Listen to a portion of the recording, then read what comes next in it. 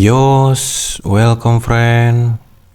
Kita flashback dikit ke chapter terakhir kemarin, di mana Kumanomi terkena hempasan angin yang diakibatkan oleh tembakan Heisuke yang mengenai helikopter dan diarahkan oleh Kamihate, serta Kamihate mengatakan, "Inilah kekuatan persahabatan kami." Pertanyaannya, apakah Kumanomi sudah kalah? Dan apakah Kamihate sudah mencapai batas maksimal dari kekuatannya? Jadi penasaran kan?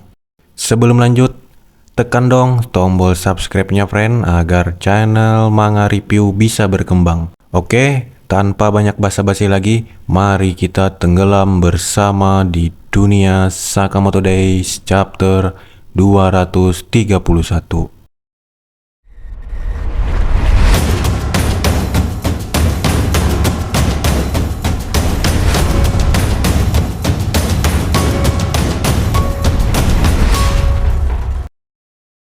Sakamoto Days chapter 231 mendapatkan judul yaitu Ekspedisi.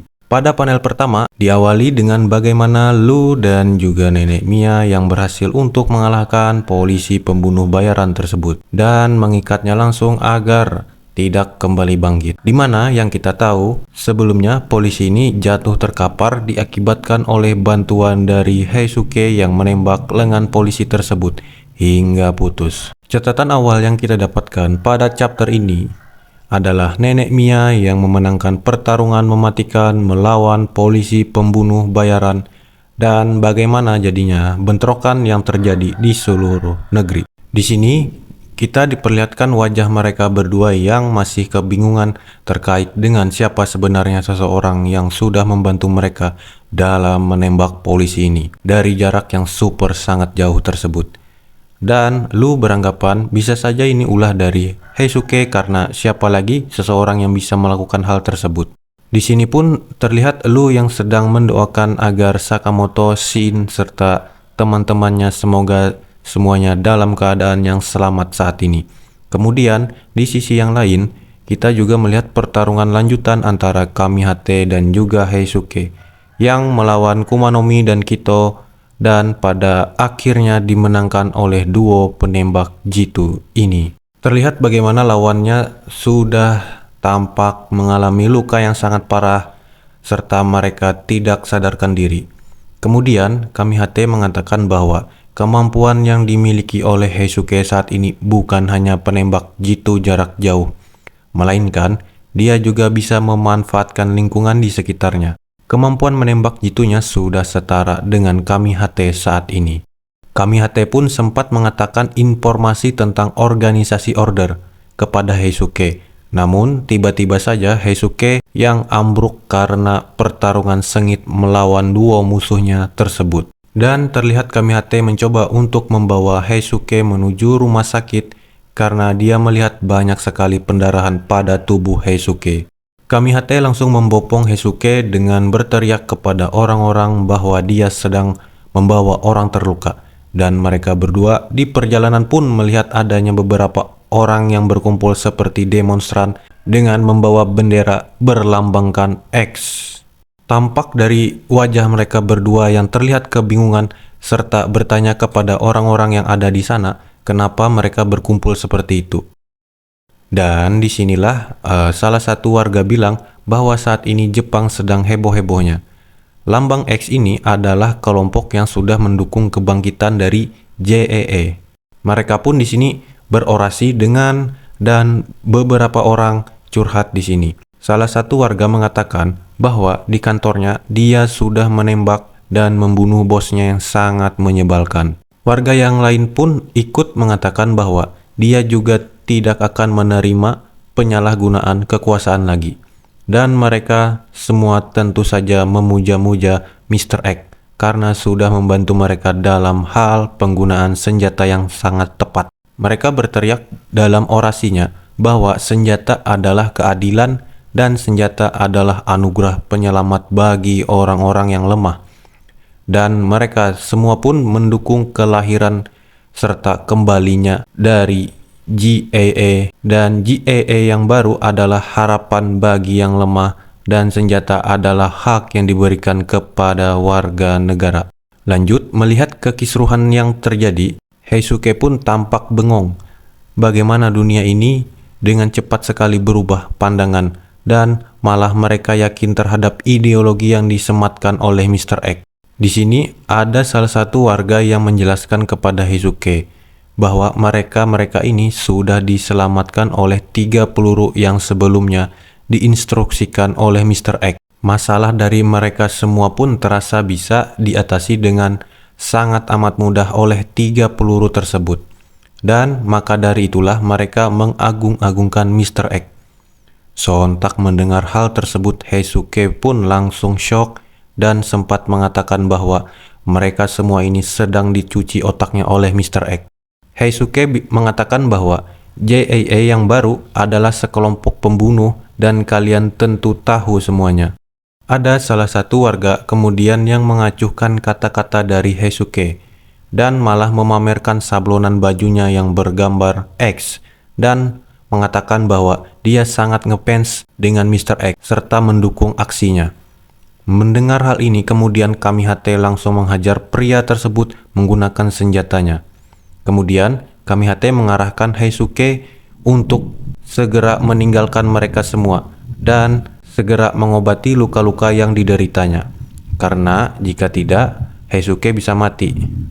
Heisuke kemudian berkata bahwa, "Kukira aku akhirnya mengalahkan salah satu sekutu dari Mr. X.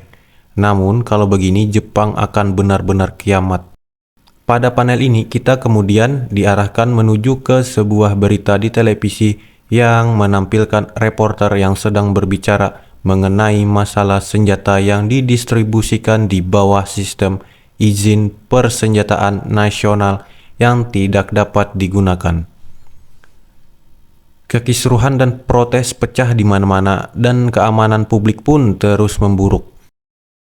Kemudian kita melihat Seba dan juga yang lainnya melihat berita yang ada di televisi tersebut.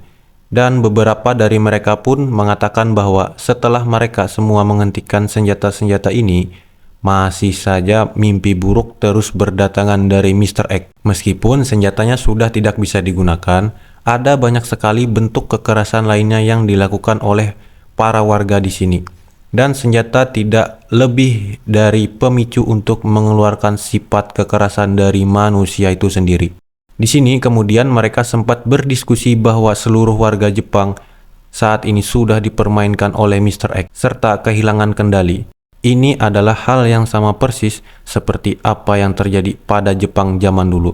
Namun, waktu itu Sakamoto dan juga yang lainnya pun berhasil untuk menghentikan kegilaan ini. Mereka pun beranggapan bahwa di era sekarang sudah waktunya giliran kita yang harus menghentikan kegilaan dari Mr. X. Di dekat mereka terlihat ada 2 orang pembunuh bayaran yang baru bergabung di dalam anggota baru dari pasukan Mr. X.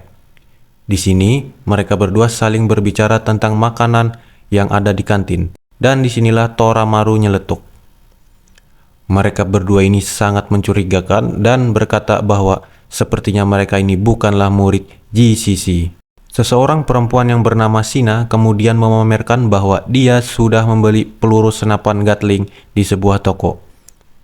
Dan teman laki-lakinya di sini mengatakan bahwa Shina ini sudah membeli barang rongsokan yang tidak berguna lagi. Wanita cegil ini pun mencoba menggunakan peluru Gatling yang sudah dia beli tadi ke beberapa orang yang ada di sekitarnya.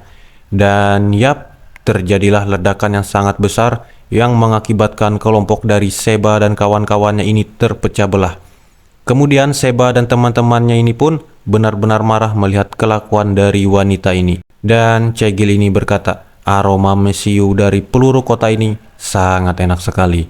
Teman prianya pun meminta maaf kepada orang-orang yang ada di sekitarnya dan mengatakan bahwa senjata saudarinya ini tiba-tiba saja meletup dengan sendirinya. Kemudian kelompok dari Seba pun sudah paham dan tahu bahwa mereka berdua ini sempat berada di siaran berita dari GCC sebelumnya. Dan mereka adalah peserta ujian kelulusan dari Departemen Sekolah Pembunuh Sei. Mereka berdua adalah Sayonji bersaudara, si kembar dengan nilai tertinggi sepanjang sejarah. Kemudian Seba pun bertanya, kenapa mereka berdua datang ke GCC. Kedua pembunuh bayaran ini pun mendapatkan kabar bahwa mereka berdua sudah terkenal dan sekarang mereka ingin membunuh seseorang yang berada di sana. Dan yap, pada panel akhir dari chapter ini pun ditutup dengan memperlihatkan Shina yang mengamati kumpulan dari orang-orang Sakamoto yang ada di depannya saat ini dan berkata bahwa sepertinya mereka ini adalah orang-orang dari toko Sakamoto. Sepertinya bakal ada pertarungan epik lagi nih friend di minggu depan. Oke, daripada berteori liar, kita tunggu saja aksi dari rekan-rekan Sakamoto di episode selanjutnya. Maka dari itu, mari kita keluar lagi dari dunia Sakamoto Days chapter 231.